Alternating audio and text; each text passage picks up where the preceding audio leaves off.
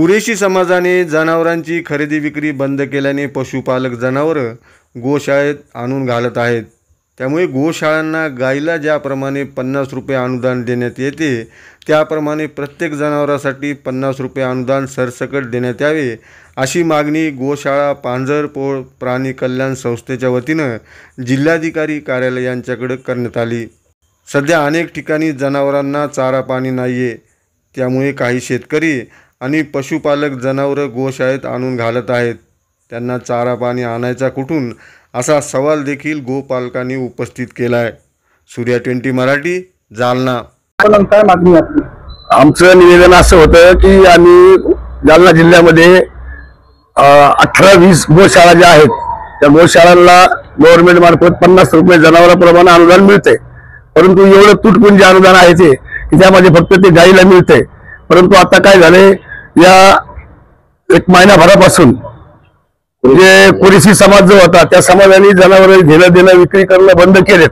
त्यामुळे काय व्हायलंय की आता गाय असू, म्हैस असू, बैल असू, या सर्व जनावर गोशाळेमध्ये लोक जनता आणून घालायली।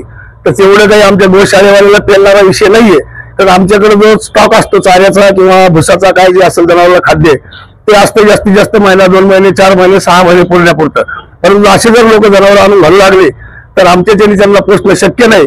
म्हणून शासनाने या गोष्टीकडे लवकरात लवकर लक्ष द्यावं आणि आता या सर्व जनावरांना गाय असू, म्हैस असू, बैल असू, गोरे असू, या सर्वांनाच जसं गाईला 50 रुपये रोजाचं अनुदान देतो तसं प्रत्येक जनावराला 50 रुपये रोजानं अनुदान जर दिलं तरच आम्ही या गोशाळा चालू शकतो। नाहीतर आमची गोशाळा चालवणं आवाक्याच्या बाहेरची गोष्ट आहे। कारण आपण या कुरेशी समाजाने पूर्णपणे बाजार बंद केले। बाजारामध्ये जरी कोणी शेतकऱ्याला जरी एकमेकाला बघून घ्यायचा असेल तरी बाजार बंद असल्यामुळे तो शेतकरी सुद्धा आमच्यापर्यंत येत नाही आणि मग आम्ही एवढे जनावर गोशाळेमध्ये ठेवणार कसे, या पद्धतीचं निवेदन आम्ही आता वरती जाऊन कलेक्टर साहेबांना दिले। या निवेदनाचा विचार केला जाईल।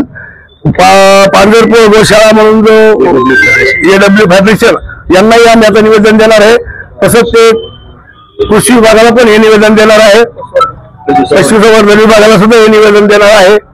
तर आमची एवढीच विनंती आहे की गाई तर वाचल्याच पाहिजे, जनावर तर वाचलेच पाहिजे, कारण वाचण्यासाठीच आम्ही गोशाळा उघडल्या। परंतु या गोशाळा जर कुठलंही अनुदान मिळालं नाही तर गोशाळा सांभाळणं शक्य होणार नाही आणि जनावरांची कत्तल झाल्याशिवाय होणार नाही। तर कत्तल झाल्यापेक्षा जर अशी उपाशी मारायची वेळ आली, शेतकरी काही आता जनावर सांभाळू शकत नाही, कारण शेतकऱ्याकडे कुठे जमिनीत बांध राहिला नाही, गायरान जमिनी सगळ्या काढलेल्या आहेत, गायरान जमिनी नाहीत, मग आता जनावर सांभाळायचे कसे? चाऱ्याचे भाव एवढे महाग झालेले आहे। म्हणून शासनाला आमची विनंती आहे की शासनाने लवकरात लवकर यावर कुठला तरी एक निर्णय घ्यावा। एवढेच बोलतो आणि संपवतो। माझं नाव विठ्ठल शामराव खैरे, माजी सरपंच राणी विचेगाव, सावित्रीबाई फुले गोशाळा अध्यक्ष।